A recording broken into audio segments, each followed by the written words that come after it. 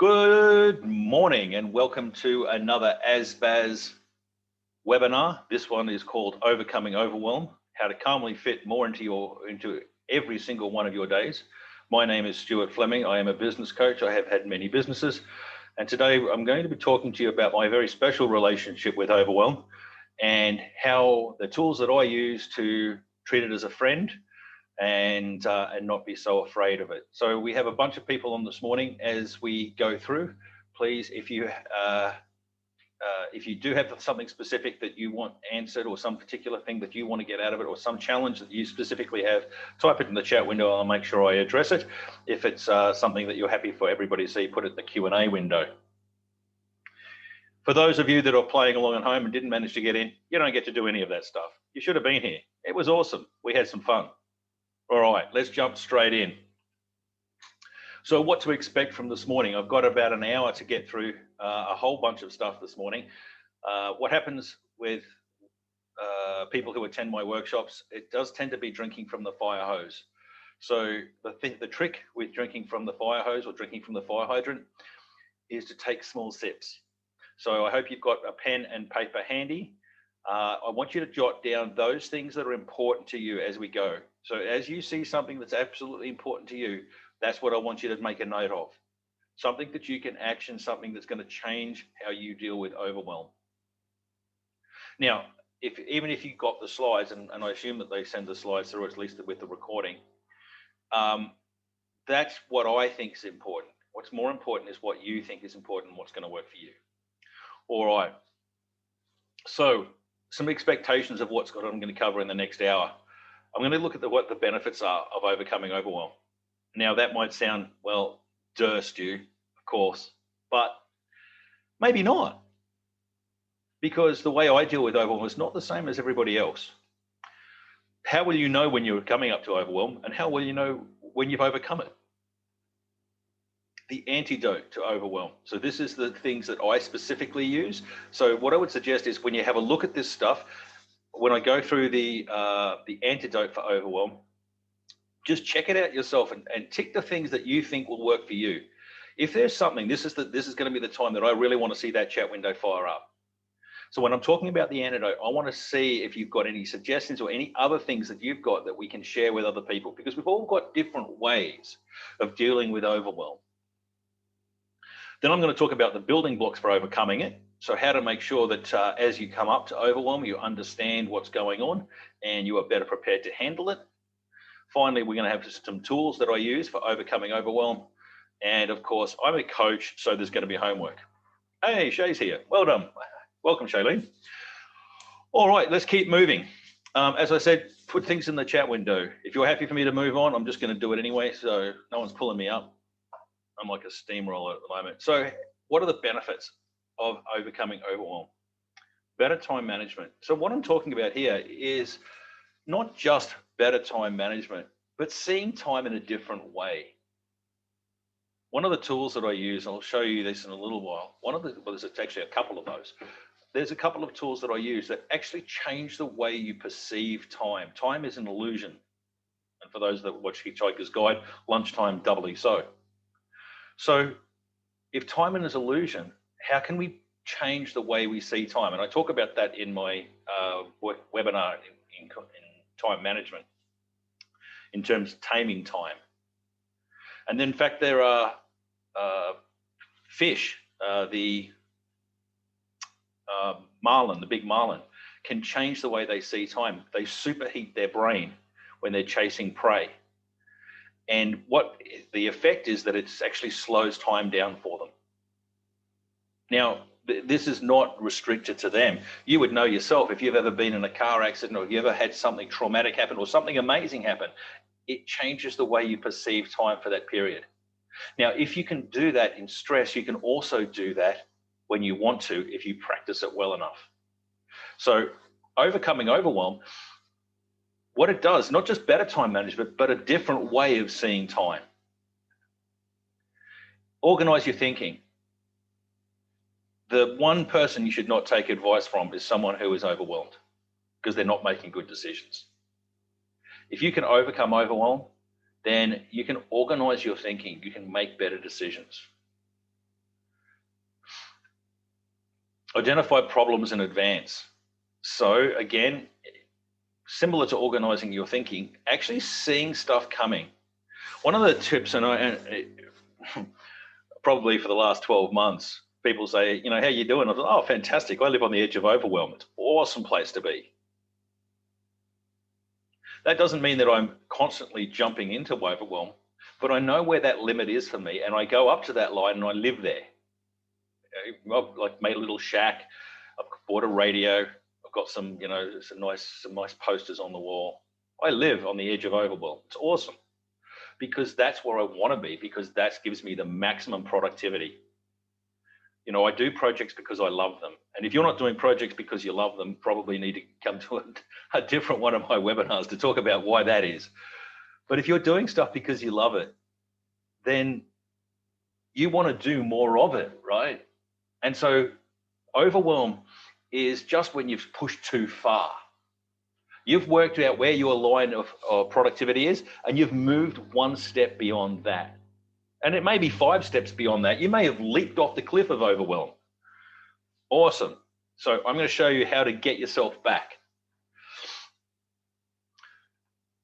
Achieve more, be more productive. Okay, it sort of kind of goes without saying, but it's kind of tying in that idea again of organizing your thinking, of just understanding where you are. And of course, as part of this, you will develop mindfulness, because you need to recognize where overwhelm lives for you. And rather than run away terrified, you need to treat it as okay, it's there and I'm going to deal with it, and I know how to deal with it, but I don't have to be afraid of it. How does this sound to you guys? Sometimes when I present this to an audience, they sort of look at me a bit strange. You can see the eyebrows raised, scratching of the head, scratching of the throat, a bit of self-soothing going on, because we're not entirely sure where Stu's going here, and we're not entirely comfortable that overwhelm is something that we should get comfortable with. Jury's still out. Excellent. All right, we're going to get along famously. Awesome. All right, I'm going to move on, but hopefully I can pull all this together for you, because if you could live on the edge of overwhelm, if you could work out where that is for you and work up to that, but not step over it, or at least if you do put a toe over it, know how to pull it back, you will achieve a lot more. You will get that extra hour back that I promised you at the start. And of course, what does everybody want? When I started coaching many years ago, it was always the hardest question that I ask anybody. What is it you want? Because I can get it for you. I'm actually really good at finding out what it is you want and how to get it for you. So what do you actually want? And it turns out what everybody wants is peace. If I could give you peace, you would choose that over everything else. It's kind of cool. I kind of peek behind the curtain there and showing you a secret. But realistically, if you can overcome overwhelm, you will be reducing your stress and you will be creating some peace in your life. And I tell you what, when you are peaceful, it is a fantastic place to be. And you can be peaceful on the edge of overwhelm. You 100% can be. Occasionally you'll peer over the cliff and it might scare you a bit, but you'll get used to that. All right. How will you know? So in terms of the overwhelm indicators, this is where I want you guys to participate. How do you know when you're becoming overwhelmed? Now, there's a really good chance that everybody who's on the webinar today is already overwhelmed. That's probably why you're here, right? If you'd had no problem with overwhelm, you wouldn't be here. So it's a pretty good chance you're actually overwhelmed right now. What are the indicators? How do you know? So the other side of this, because this is a two-way street, there's two sides to this particular coin. How will you know when you're not? One of the biggest things about coaching is that we work towards an outcome. I am super focused on making sure that I deliver outcomes to my clients. I constantly use the scale of 1 to 10. On a scale of 1 to 10, where 1 is I am not overwhelmed in any way. In fact, I am the Buddha. I am totally at peace. And 10 is I'm pulling my hair out, running around like a crazy person. I am so overwhelmed. Where would you be right now?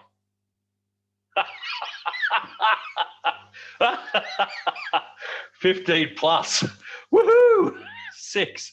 Okay, Liz doing well at 6. That's good, good, good. Dorothy, we probably need to take a chill pill. You're going to love this. All right. I apologize if I make light of the fact that you're in overwhelm. And the thing is, the way I see it, it is a thing that you can manage, and I'm going to show you how to do it. Okay. And if you're at 15 plus, just take, what we're going to do is we're going to start taking bits off. Okay. So the way it was described to me was, imagine you've got a well, and the well is your capacity. Now, you carry around a ton of stuff with you, right? And your well is usually pretty full. Now, if your well is sitting right at the really top of the top lip, the moment you drop anything else into that, it overwhelms. It overflows. So someone might cut you off in traffic and you go bananas. Does that action really constitute that reaction? No. Why? Why does it happen? 100% it happens because you're carrying around so much stuff that your well was already full. You are already so stressed that the moment anyone does anything, it's going to have you fly off the handle. Now, you can stomp on my toe, you can steal my car, you can do anything you like. You're not going to upset me. Partly because my well is low, but also because I recognize those things as for what they are, external influences. The only thing that upsets me is when I don't do something. I am in control. And you know, even if it's not you, you'll know people who behave like that. And exactly what's happening is they're carrying around all of the stuff, all of their problems. I haven't put any of it down. And if you don't put anything down, then your will stay full and you will overwhelm at the first sign of trouble. I want to get you to a place where you have so much capacity. Firstly, you don't let it go into your well. And secondly, even if it does, there's so much capacity you don't overwhelm. And this is like the problem of the internet, right? They put a cable between the US and Australia, and the moment they turn it on, it is instantly full. Why? Because everybody now realizes that they can get everything instantly, so they don't need to store anything locally. So they double it, and it's instantly full. It will always fill to that capacity. Same with your well. You will keep pushing back because you want to produce more. You want to be more productive. So as you move forward, your well will fill up again because you're going to push harder. And as I take things out of your well, you're going to put more stuff back in because you want to be more productive. So the trip is to live close to the top because that's where you're most productive, but know when it overflows and know what to do about it. So I've got a couple here. Nobody else has put it in the indicators in, so I'm going to show you what I've got. Capacity drops. So when I am in overwhelm, I actually get less done. No, that is one of the classic signs. If I find I'm not doing stuff, it's because I'm in overwhelm and I need to do something about it. And as a result, I'll know when I'm out of overwhelm because I'll actually have more capacity. So I've given you the positives here. Fear and anxiety. If I start to get anxious, it's because I have to put my toe over that line. Cool. All right, then I've got tools that I'm going to show you that pull that back. I sleep better. I sleep every night, all the way through, completely restless. You say, it's one of those classic lines that you'll hear from presenters around the world where they say, oh, what's that problem that keeps you up at 2 in the morning? I don't have one of those. And you shouldn't either. It's not natural. You should actually sleep. And I actually have a workshop that I'm presenting next week on how to sleep your way to the top. Sleep is so massively important. If I have a client come to me and they're in the room, quite often I'll get tears. The first thing I say when the tears is not what are the tears about, it's how you're sleeping. If you're not sleeping, you'll cry. You'll get overwhelmed quickly. So this is a double-edged sword because If you are overwhelmed, you don't sleep well. And if you don't get sleep, then you get more overwhelmed. Now, that is absolutely a vicious circle. So you need to break that by putting in tools to make sure you sleep better. Hence, then you'll be less overwhelmed. You need to get as much sleep as works for you. And I'm not going to go into sleep because there's a whole other webinar on that. But if you can get the sleep that works for you, sleep recharges willpower. So willpower is an exhaustible resource that is recharged by sleep. Does that make sense to you guys? If you've ever been on a diet, you'll know you'll break the diet in the afternoon. Why? Because you've used all your willpower through the day, and now you're out of willpower and you can't make good decisions. If you want to, so this is a really useful piece of information. So if you want to get something that takes a lot of willpower done, do it in the morning. Do it when you've just first woken up, or at least when you've had your first coffee. If you're one of those people, I have my coffee. So better sleep. So as I said, these are the positives. The negatives still hold true. How do you know when you actually can overcome overwhelm? You're less afraid of it. Now, one of the guys I'm working with at the moment will not take on any extra work. If he sees something, he knows he can do it. He'll do it faster than anybody else. But he gets himself into a position where he won't actually take on that work because he's afraid of overwhelm.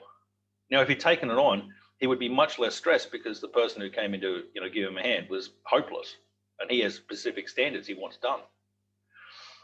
So one of the benefits of overcoming overwhelm is actually less apprehension about it.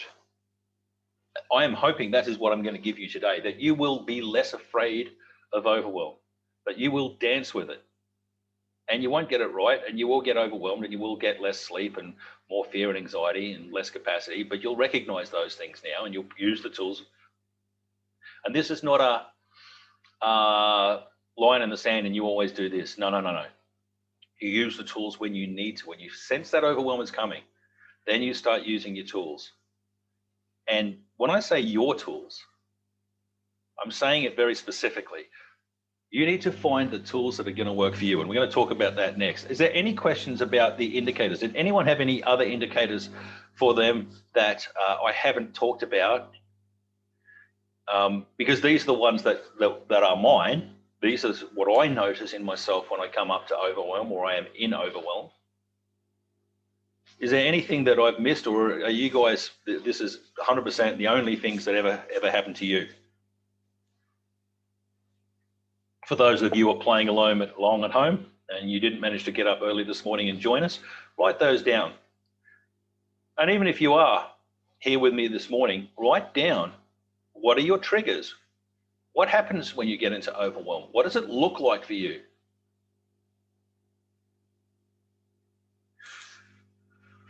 One of the things I say is and I say this an awful lot, I feel like I should just have it tattooed on my forehead. If you don't measure it, you can't change it.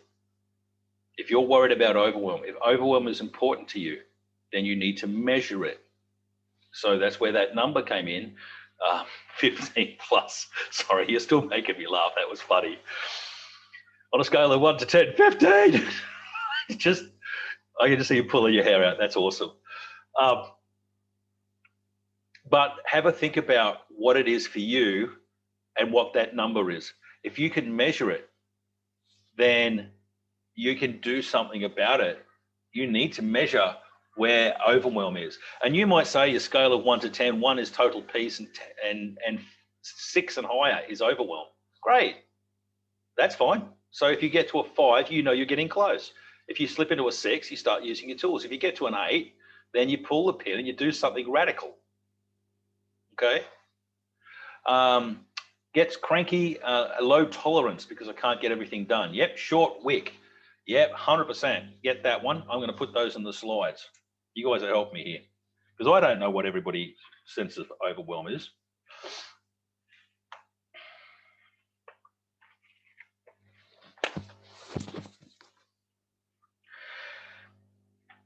And that idea, and I did actually kind of speak about that. This idea that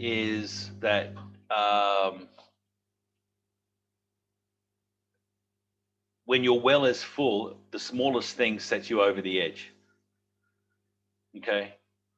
Now, the first thing you're going to do is you're going to probably take it out on those that you feel safe to do so with, which is going to be your family. It's going to be your friends. Probably more your family than your friends, to be honest. Oh, yep, exactly what I just said. To take it out on relatives, loved ones, 100%. And there's a really good reason why you do that, and so does everybody else. It's because that's where you're safe to do so. You feel it's safe to do that. And while it's a particularly bad form of behavior, if that's where you feel safe, then okay, cool. You know how you get around that? You tell them that's how you're feeling. You have to be honest. You have to call a spade. So you have to say, I'm feeling this way because I'm this. Now, if you've said it, you should be doing something about it. There's no, this isn't, confessional. You don't get to say it and then just be okay. You've actually got to take action and do something about it. So let's just jump straight in and talk some tools. We're going to do the antidote first. That's right. Sorry. All right. Step 1, breathe. No, I haven't frozen. I'm just letting that one sink in.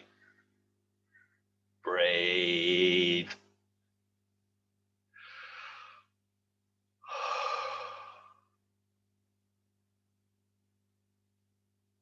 Big breath in, hold, breathe out. World didn't come to an end. Breathe.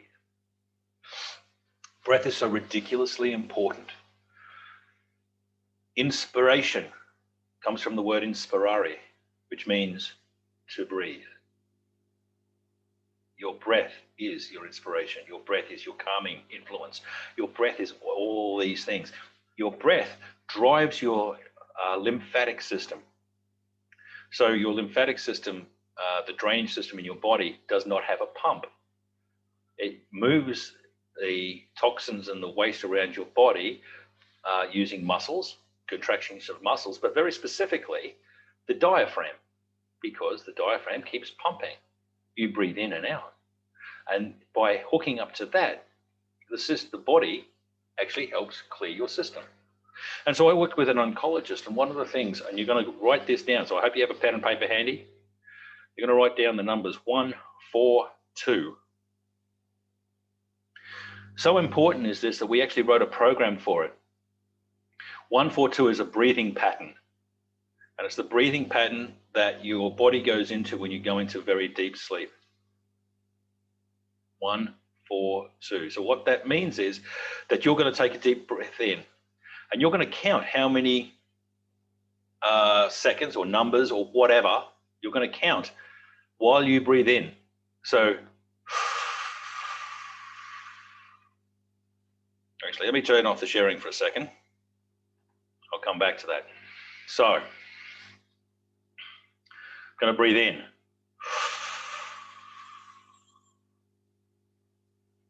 Okay, so I breathed in for 4 seconds. So that's my 1.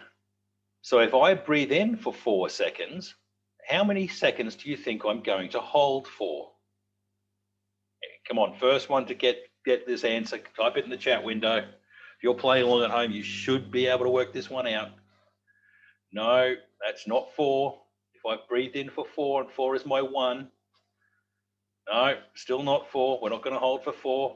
Definitely not going to be for 2.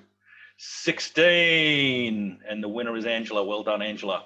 That's right. 1, 4, 2. So if I breathe in for 4, that is my 1. If I hold for 16, the way I do it is I just count 4 times. How long am I going to breathe out for?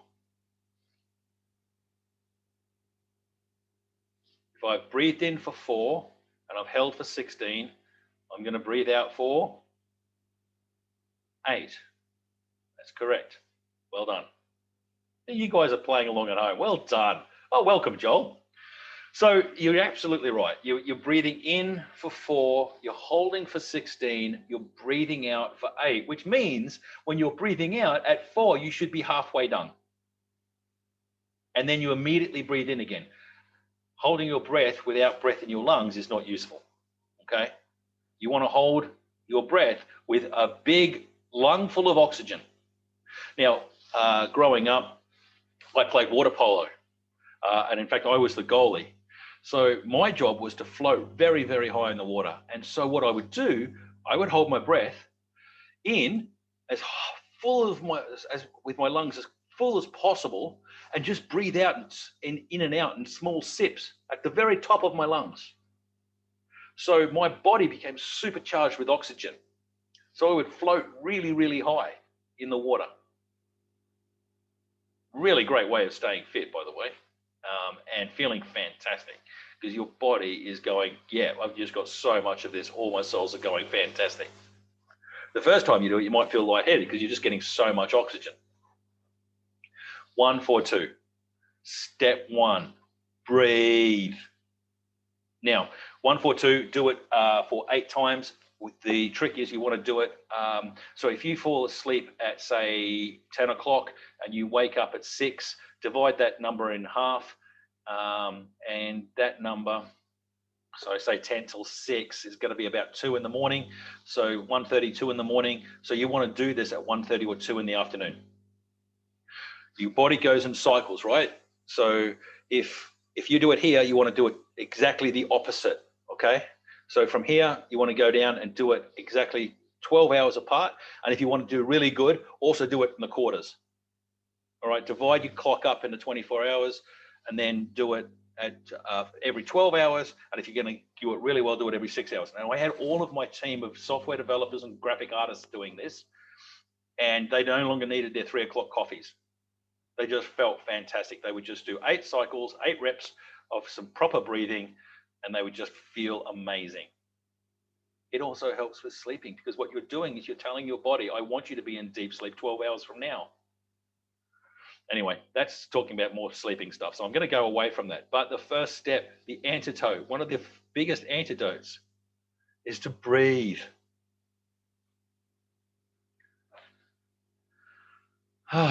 Doesn't it feel good? It does, doesn't it? Second step, you're carrying too much. Write it down. Write it all down. Pen, paper. If you use, so you're saying do 142 times 8 times per session. Susan's trying to bamboozle me with maths. I'm going to say yes unless there's a follow-up question, in which case I don't know. I'm actually going it quite quickly, so I'm actually slightly ahead of where I wanted to be. So I'm going to give you a quick story. When we wrote the software, I had a lady by the name of Melissa do this, the voiceover, and because she had a very lovely voice, and she would say, breathe in, hold, breathe out, breathe in, hold, breathe out. And the software was set up so that you could put how many cycles you want in. And so I took it home the first night. The boys had developed it, and I was doing some software development, and I had my headphones on, and I put I ran this software, and I set it for 10 cycles, and I set it for 8 seconds. So it would count 8 seconds between the words breathe in, and then it would count for the 4 times 8, 64 seconds, and then it would give me 16 seconds to breathe out. And then it would repeat, and it would do this cycles 10 times. And I was sitting there, and I started doing it, and it's listening to me, it's talking to me, and I'm just loving it. And I feel great, and I'm in the zone. I'm actually not even hearing it anymore. And I started to feel really odd. In fact, I feel really bizarrely odd. Why do I feel like this? And I'm looking around the room going, has anything changed? What's going on? And then I realized I'd stopped breathing. I breathed out, and she hadn't told me to breathe in. And so I was sitting there not breathing, wondering why I was feeling weird and about to pass out. It turns out I actually am blonde. If someone tells me to breathe and they stop, I will pass out. Well, I didn't. I actually went, oh yeah, breathe. And so the next day we rewrote the ending of the software, and it now says, and breathe normally. I just thought that was interesting. You can actually hijack your own breathing cycle and hand it off to somebody else, and it won't continue until you basically jig it back in again. So we're coming back to overwhelm, antidote. Write it all down. Get the stuff out of your head. Get the stuff onto paper. I can't stress this enough. You are carrying around too much. Write it down. What I want you to do is also start journaling, and we're going to talk about that a little bit at the end if I've got time. Because I do it a very specific way, and this is going to be useful to you, but write it all down.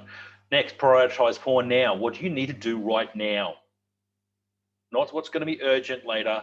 What is the thing that if you did one of those things, you could do this right now? And I actually remember my dad was talking about this.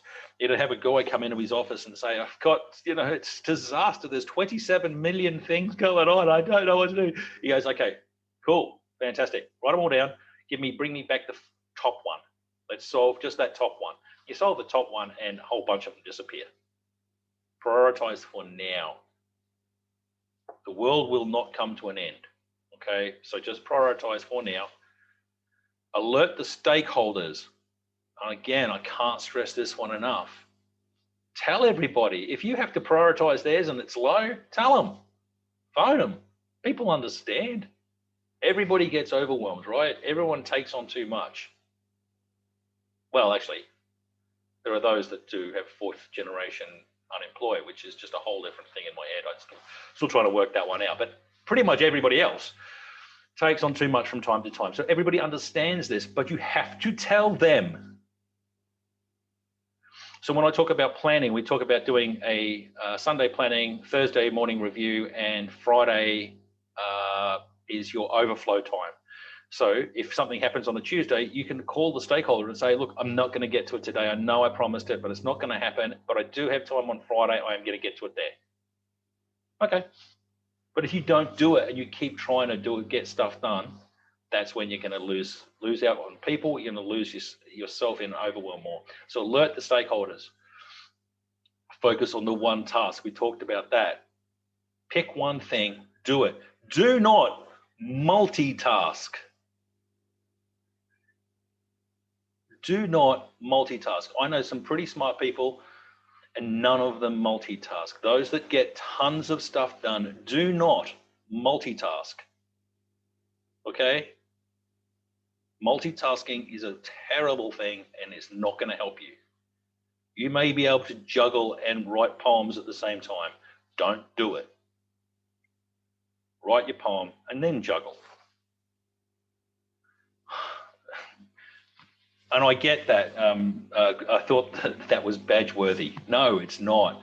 Do one thing, do it well, move on. Just be quick at doing it. Minimum viable product. What is the minimum you need to do to get this out of your desk and into someone else's court? And you do not swing at balls that are not in your court. Mythbusters proved that multitasking is a myth. Okay. Not entirely sure I agree with that because you can do more than one thing at the same time. I can walk and talk. That would be multitasking. I can walk, talk, and make business deals. So I can do stuff. I just choose not to. Yeah, 100%. That's it, but not well. That is the absolute ticket. You cannot do this stuff well, and why bother? Because what you're doing, it's upsetting you. So what I want you to do, alert the stakeholders. So if you hit the ball, let's talk tennis for a second. You hit the ball into someone else's court. Where's the ball? The ball's in their court. So don't swing at it. You never swing at balls that aren't in your court. And the goal is to try and make sure that most of the balls are on other people's courts. I run 6 businesses concurrently right now. Balls are in other people's courts. That's how I do it. I do the bit that I need to do super fast, super focused to get it back into their court so that I don't have to think about it. And I write it all down. I know where the balls are and who's going to have to hit them back before I need to do something else about them. All right. I'll keep moving because I don't want to get bogged down, but don't swing at balls that are not in your court, and use your tools. Again, very specifically, don't use tools, use your tools.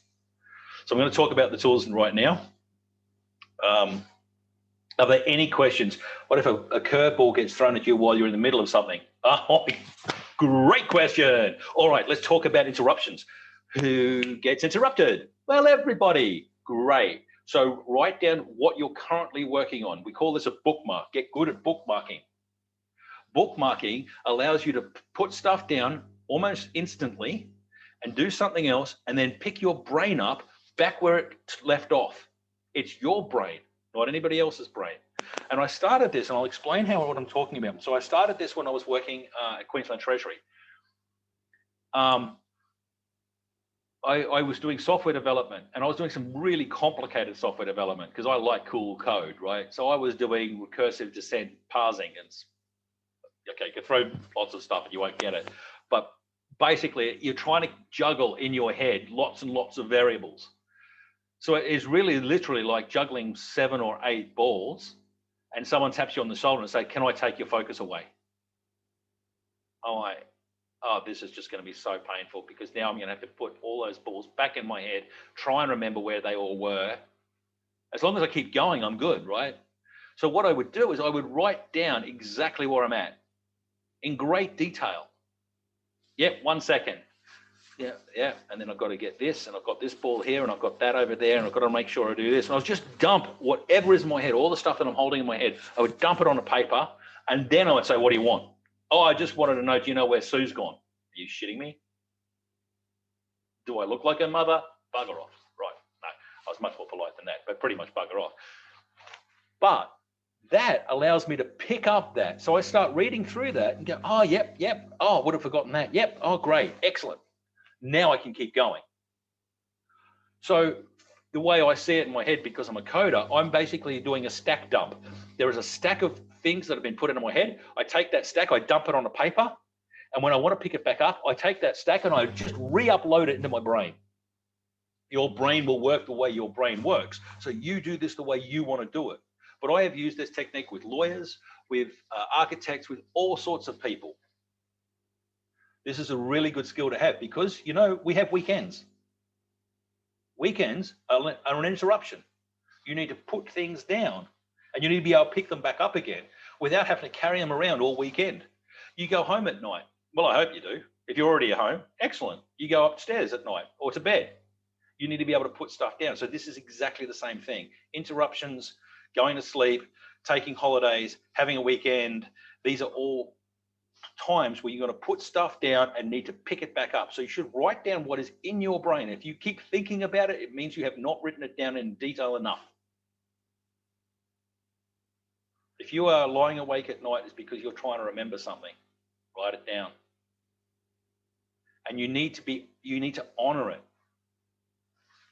Kind of got sidetracked a second, so I'm going to just finish this quickly.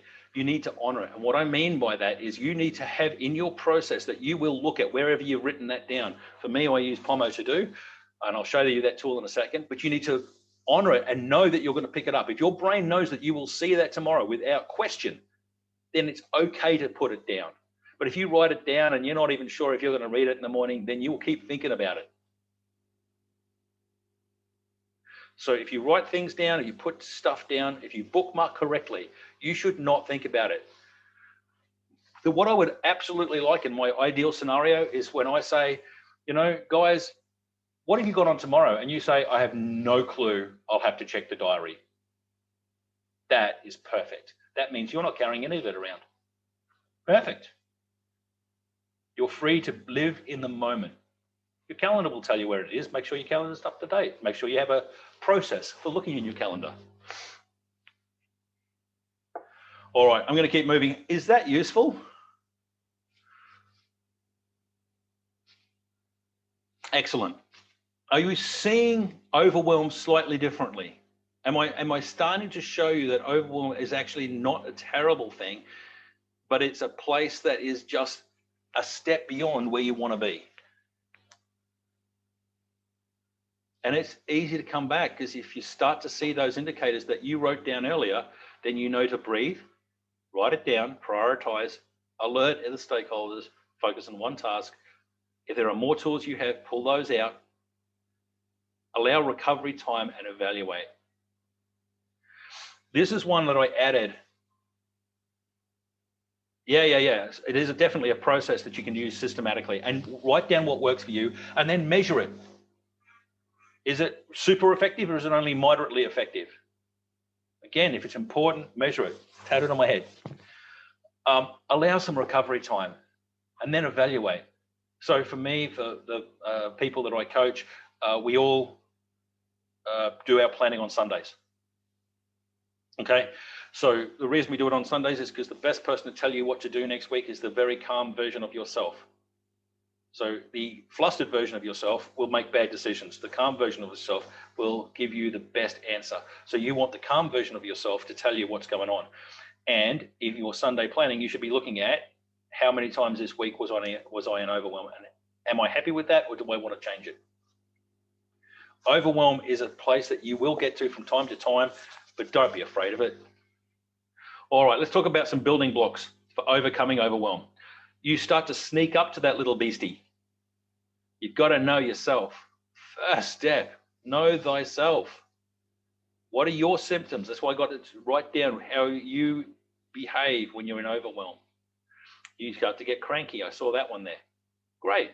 You start to see that, and you've been sleeping well, because sleep is one of those ones that's going to make you cranky. I'm not tired. You've seen all kids do that. I've seen adults do that. Right? It's so funny because they're so tired they can barely keep their eyes open. Know yourself. If you know yourself, you know, are you a procrastinator? Are you easily distracted? You know, for me, I'm one of the easily distracted people. I can get into a thing, and I can, like a computer game or TikTok or whatever, and I know I can see it in myself, and I'll watch, and it sucks away my time. And the moment I'm aware of it, I become consciously aware of it, I delete whatever it is. I don't have TikTok on my phone. I don't have computer games anymore. I get rid of those things, because I know myself that if I start down that path, I'm going to lose a big chunk of time. And I personally am not happy with that. You might personally be very happy with that. That's fine. That's your choice. For me, my personal choice is that I'd actually prefer to achieve more in my day and have more peace. And so those things are less important to me, and so I get rid of them. Know yourself. 15 minutes. I'm right on track now, so I'm just going to keep moving. Know the work. Know what you do and when you can hit balls back to other people. Know the work that you do. As part of that, know your boundaries. I had someone on the call on Wednesday mornings, or Wednesday evening, webinar, who was a perfectionist. And that's what she knew about herself. She knew she was a perfectionist, and that's fine. So then you need to put boundaries in place. When is good enough enough? Okay. So know the work, but also know your boundaries. Know the chunks. Chunking is one of those very super cool tools that we use in coaching all the time. It talks to perspective. And what it is what is the small chunk? So if you've got something on your to-do list that you haven't done for a long time, there is a number of reasons why it hasn't happened. One, it's not important enough to you. Two, it's either too big or too small. It's not chunked correctly. So if it's too big, you might, and I used this because I had a guy the other day I was coaching, so the example is fresh in my head. I need to write a disclaimer for my website. Been on your list for 3 weeks, dude. Why are you not doing it? Do you not want it? No, I really, really want it. In fact, it's essential. So why hasn't it happened? I don't know. Okay, well, let's chunk it down, because it's a big job. The first job is read 3 disclosure statements on other websites so you understand what it is you're trying to do. Next week goes by, still hasn't done it. Okay, cool. So the chunk is probably still too big. He still desperately wants to do it. So let's chunk that down even further. Read this one website. Here's the URL, and here's the thing. That goes on the list. It's so simple now, because he knows he can get it done, that the first chunk is done. The next chunk becomes easier, and the next chunk becomes easier. Sometimes the jobs are too complicated. Sometimes they are too simple. Read the thing on one website. Well, that's just so small, I'm not even going to bother. Great, chunk it up, make it bigger. Chunking works both ways. Know the results. And that talks to what I was talking about before in terms of boundaries. What is the result? How will you know when you've done? How will you know when you're out of overwhelm? How will you know when you're into overwhelm? Okay, so know those results. Be very clear about what outcome you're looking for. I work with a lot of businesses who actually don't have that. Again, it's not their fault. It's just they haven't been taught that you should be actually knowing when you've actually succeeded. Know what success looks like and when you've got there. Know the tools that you're going to use. One of the tools might be hitting the ball back into someone else's court. So you look at your list and you go, well, 5 of those things I can knock quickly back into someone else's court. Great, do that. Get those out of your way straight away. Okay. What are the tools that work for you? Accountability might be one of those tools. And I'm going to show you some actual technical tools, but accountability is a great tool. Yeah. The breathing pattern, 1-4-2, great tool. Does that work for you? Maybe, maybe not. I don't know. Should work for every living human. But if it doesn't work for you, great, don't do it. The tools are there to serve you, not the other way around. And don't look for tools that are too complicated. The tools should be easy to pick up. All right, know when to stop. If you're a 9 out of 10 on your overwhelm scale, stop, breathe, pull the pin, go and sit down. One of the greatest examples I had of this was fairly recently. I ran for mayor of Logan, and I got to a place where I was massively overwhelmed. I've been surviving on almost no sleep. I've been driving all over the city, and Logan is a massive city. If you don't know where we are, you can drive for over an hour, and you will still be in Logan. It is a monstrous space, and I was driving everywhere, and I got to this point where I was so far past overwhelmed, I just didn't know what to do. So I went and put on basically my pajamas, but track pants and the most comfortable things, and I got a blanket, and I went and sat on a chair in the hallway. And I'm not moving from this chair until I'm calm. And just the sheer act of doing it, I said, I'm not working the entire day. I'm taking the entire day. It was like an hour, and I felt amazing because I stopped. I actually went to the trouble of changing, of turning the phone off, leaving it away, of actually curling up with a blanket and a piece of paper and a pen, because then I'm not going to be disturbed, so that I could write where I was and what was going on and how I can calm down. I didn't need the whole day. But if you find that that you get to that point, stop. Do not break, because breaking will happen. If you are constantly in overwhelm, you are going to get sick. It's not a question. It's a statement. You're going to get sick. Your body will stop you. So stop before your body has to step in and do it, before sickness has to do it for you. Okay? I do not want you guys to get sick. I want you to perform as high-performing individuals. And the way you do that is recognizing yourself, know the work, know the chunks, the results, the tools, and when necessary, stop. Breathe. Start again. Let's have a look at some tools. All right. Who's got an amazing day today? I do. All right. Let's look at some tools for overcoming overwhelm. Pomodoro To Do, one of my favorite tools. So I have it on my phone. I have it on my computer. My phone, I know there's people that say you shouldn't sleep with your phone beside your bed, but I do, because if there is something that I forget, then I pick up my phone, I put it into Pomodoro To Do, and I know first thing in the morning, one of the first things I'm going to do is I'm going to look at that. I honor it. I know it's going to be there. I use it all the time. Now, the reason I use Pomodoro To Do to write my to-do list is the Pomodoro Technique. For those of you, I'm going to assume, because I've got 6-7 minutes to go. So I'm going to go reasonably quickly now. But the reason I like the Pomodoro technique is because it has inbuilt quality management inside it. So the Pomodoro technique is that you work for 25 minutes, you have a 5-minute break. You have to do one thing in that 25 minutes. Focused, we're not multitasking. It ticks. So it's ticking at you, telling you you're not going to get that second back. That's a second gone. Are you still focused? Come on. Don't get distracted. That's another second. There's another one. There's another one. Oh dear. Keep going. Focus. It is artificial focus. I 100% get it. It's artificial emergency, but use it. Now, the true Pomodoro technique is that you do one thing for 25 minutes. If that thing takes you 15 minutes, you spend 10 minutes working out how you could have done it better. Do you need this to be a template?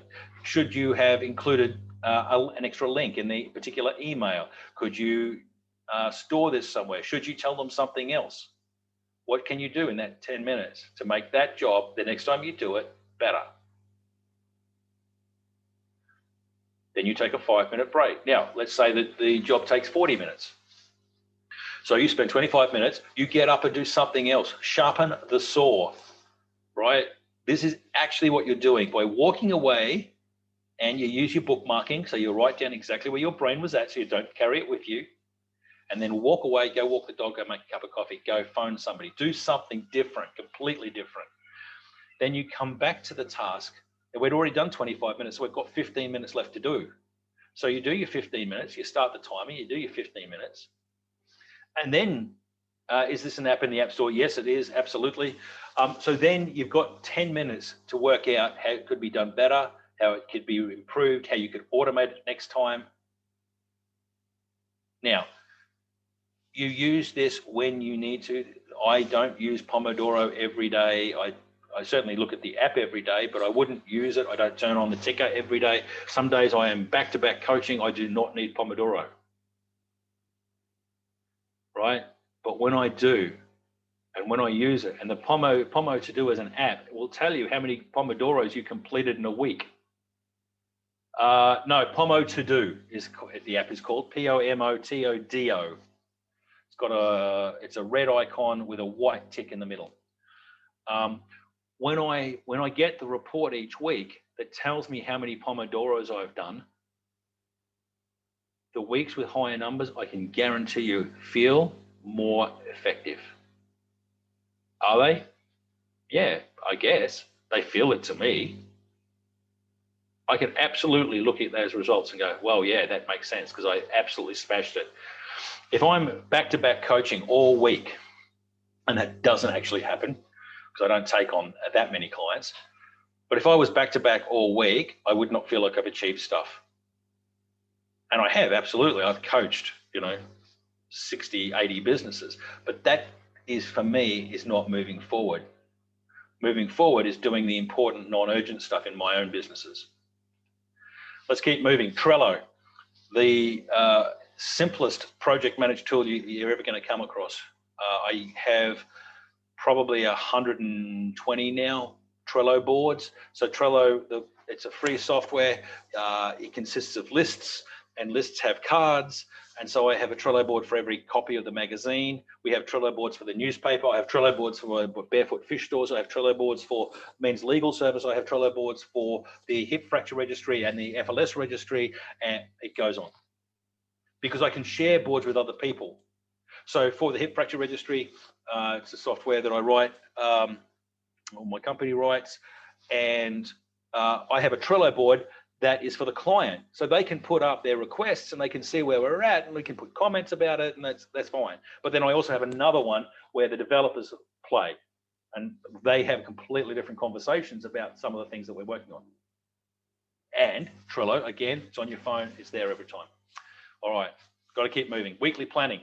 I have an entire hour that I spend on planning, in Perfect Planning, but very quickly, the gold standard is planning on a Sunday when you're the calmest person you're going to be. Review it on Thursday morning so that you can try and get the important non-urgent stuff done. So first thing you do in your Sunday planning is you put in what you're going to do for the week, the things that you absolutely know, like appointments that you absolutely know have to happen. Then you put in the important non-urgent stuff. That's the stuff that if you do, your business will move ahead, but nobody else is going to chase you on it. Important, non-urgent goes in next. And the reason you review it on a Thursday morning is that if you have not done any of those important, non-urgent things, you're going to want to make sure you move stuff around to get those stuff done. And the last part about weekly planning is make sure you have overflow time. Your week will not go as planned. If you want to make God laugh, make a plan. So when I started doing proper weekly planning, I allowed all of Friday. I now allow half of Friday. So if something doesn't get done on a Tuesday, I don't shuffle my entire week. I just move it into the overflow time. If you shuffle your whole week, you're going to mess yourself up. Don't do that. All right. Weekly review of what's going on, part of the weekly planning process. How did I go last week and what can I do better and what do I want to add to my planning process? This whole thing is built so that you can build on it. Then when you have a holiday, do some yearly planning. What are the important non-urgent things you'd like to achieve? What are the big ticket items that you would like to achieve? All right, some homework. Start today. What are your overwhelm triggers? What are those tools that are going to work for you, and explore them? Measure to improve. What do you actually want to achieve? I'm going to stop the recording now. If you've been playing along at home, thank you very much. It's been great. Make sure you check out the other advisors have on offer. There's a whole ton of fantastic people offering incredible stuff. Take advantage of it. Book one-on-ones with some of these folks. They're absolutely amazing. From an ASBAS point of view, you're entitled to a whole bunch of hours, and the cost is ridiculously cheap. Thank you very much for joining me. For those that are playing here, I will hang around and answer questions.